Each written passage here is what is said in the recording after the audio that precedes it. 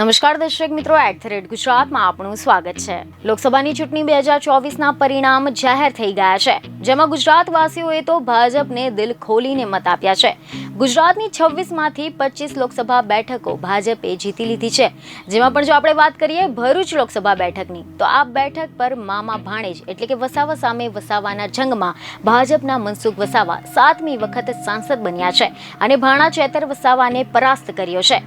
ભાજપના ઉમેદવાર મનસુખભાઈ વસાવા ચૂંટણી તો જીતી ગયા, પરંતુ તેમને પાર્ટીના જ કાર્યકરોથી નારાજગી વ્યક્ત કરી રહ્યા છે, જેમાં મનસુખ વસાવાએ એક મીડિયા સાથેની વાતચીતમાં એવો દાવો કર્યો છે કે તેમને પાર્ટીના જ કાર્યકરોએ ટિકિટ ન મળે તેના માટે ખૂબ જ મહેનત કરી હતી અને ટિકિટ મળ્યા પછી પણ મને હરાવવાની કોશિશ કરી હતી। મને હરાવવાની કોશિશ કરનાર પાર્ટીના જ લોકોના નામ બહાર પાડવામાં આવશે અને પાર્ટી હાઈકમાન્ડ સમીક્ષા કર્યા પછી આવા લોકો પર એક્શન લેવાશે। ચૂંટણીના પ્રચાર દરમિયાન ઘણા લોકોએ મારી પર ખોટા આરોપ મૂક્યા હતા, પરંતુ તેવા આરોપોએ કંઈ જ ઉખડતું નથી।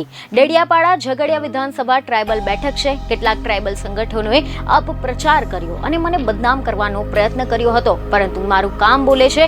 અમારા ઘણા બધા નેતા એવા હતા કે જેઓ ચૂંટણી પ્રચારમાં પણ આવ્યા ન હતા અને નિષ્ક્રિયતા દાખવી હતી। હું 7મી વખત જીત્યો છું। 1995થી રાજનીતિમાં છું અને આ સમય દરમિયાન વિકાસના કામો કર્યા છે। મેં ઉદ્યોગો, શાંતિ સ્થાપવાનું કામ કર્યું છે, જેથી કરીને રોજગારીની તકો વધે। નર્મદા જિલ્લામાં મેડિકલ કોલેજો પણ વધી છે। વિકાસ સતત વધી રહ્યો છે, તેનો કોઈ જ અંત ન હોય। બીજને ખબરો સાથે ફરી મળીશું। ધન્યવાદ।